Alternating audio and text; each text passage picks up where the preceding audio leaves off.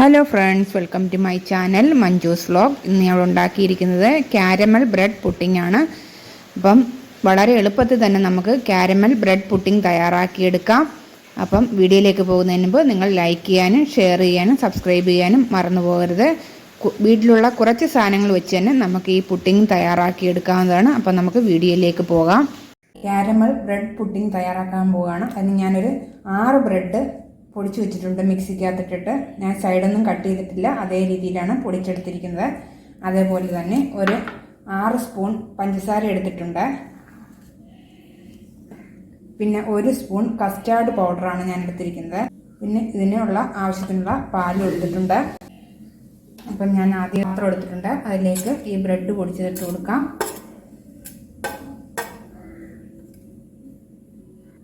അതിൻ്റെ കൂടെ കസ്റ്റാർഡ് പൗഡറിനകത്ത് കുറച്ച് പാൽ ചേർത്ത് മിക്സ് ചെയ്യുകയാണ്. അപ്പം നമുക്ക് മിക്സ് ചെയ്യാൻ എളുപ്പമായിരിക്കും. ഇനി അത് ഇതിലേക്ക് ഒഴിച്ചു കൊടുക്കാം. ഇനി നമുക്ക് പാലൊഴിച്ച് കുറേശ്ശെ മിക്സ് ചെയ്തെടുക്കാം. കുറേശ്ശെ വേണം നിങ്ങൾ മിക്സ് ചെയ്തെടുക്കാൻ കേട്ടോ. നിങ്ങൾക്ക് വേണമെങ്കിൽ കസ്റ്റാർഡ് പൗഡറിന് പകരം വാനില എസൻസ് വേണമെങ്കിലും ചേർക്കാം. അപ്പോൾ അതിൻ്റെ കൂടെ തന്നെ പഞ്ചസാര ഞാൻ പൊടിച്ചെടുത്തിട്ടുണ്ട് കേട്ടോ, അതാണ് എളുപ്പം. അപ്പോൾ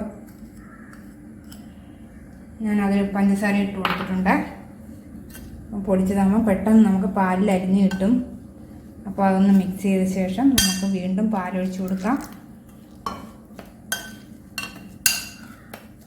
ശരിയായിട്ടുണ്ട്. ലാസ്റ്റ് നമുക്ക് മധുരം ഉണ്ടോ എന്ന് നോക്കണം. മധുരമൊക്കെ കറക്റ്റായിട്ടുണ്ട്. ഇനി നമുക്കൊരു 10 മിനിറ്റ് റെസ്റ്റ് ചെയ്യാൻ വെക്കാം. ഇപ്പം 10 മിനിറ്റ് കഴിഞ്ഞിട്ടുണ്ട്. ഞാനൊരു 4 സ്പൂൺ പഞ്ചസാരയാണ് കാരമൽ ചെയ്ത് വെച്ചിരിക്കുന്നത്. നമുക്ക് അതിലേക്ക് ഒഴിച്ചു കൊടുക്കാം. ഇത്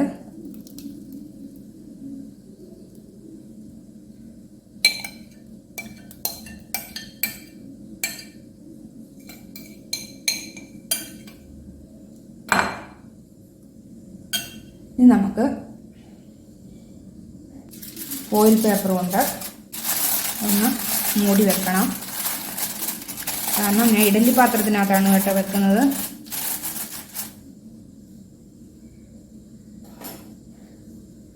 എന്നിട്ട് നമുക്ക് അവിടെ ചെറിയ ഹോൾ ഇട്ട് കൊടുക്കണം. കാരണം വെള്ളം അധികം വീഴാതിരിക്കാൻ വേണ്ടിയിട്ടാണ്.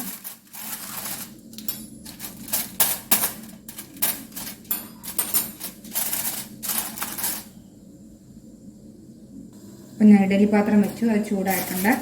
നമുക്കതിലേക്ക് ഇത് വെച്ച് കൊടുക്കാം.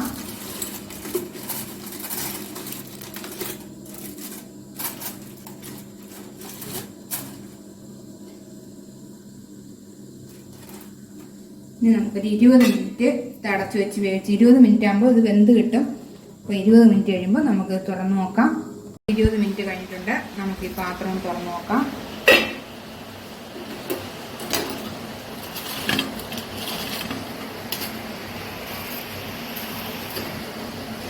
അപ്പം ഇത് വെന്തിട്ടുണ്ട്. ഇത് ചെറുതായിട്ടൊന്ന് ചരിഞ്ഞിരിക്കുകയായിരുന്നു. അപ്പോൾ ഒന്ന് ചെറുതായിട്ടൊന്ന് ചരിവ് വന്നിട്ടുണ്ടത്. ഇനി നമുക്കൊന്ന് വെളിയിലിട്ട് മാറ്റിയ ശേഷം ഇത് ചൂടാറിയിട്ട് ഇത് ഫ്രിഡ്ജിലേക്ക് വെക്കണം. അപ്പോൾ ആദ്യം ഒന്ന് ചൂടാറിയിട്ടുണ്ട്. ഈ സൈഡൊക്കെ വിട്ട് വന്നിട്ടുണ്ട്. ഇനി നമുക്കിത് ഫ്രിഡ്ജിൽ ഒരു 2 മണിക്കൂർ വെക്കണം. വെച്ചതിന് ശേഷം നമുക്കിത് കട്ട് ചെയ്തെടുക്കാം. കാരമൽ ബ്രെഡ് പുഡിംഗ് റെഡി ആയിട്ടുണ്ട്. ഞാനത് ഫ്രിഡ്ജിൽ വെച്ച് 2 മണിക്കൂർ കഴിഞ്ഞു. ഇനി നമുക്കിതൊരു പാത്രത്തിലേക്ക് മാറ്റാം.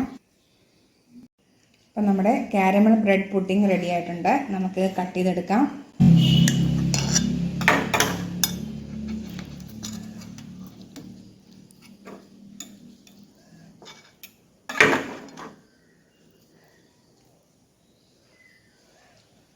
നല്ല സോഫ്റ്റാണ്.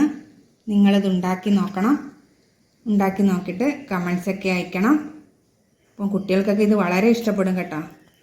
അപ്പം ഇനി ഞാൻ ഇത് കണക്ക് വീണ്ടും ഒരു റെസിപ്പിയുമായിട്ട് നമുക്ക് വീണ്ടും കാണാം. അതുവരെ ബായ്.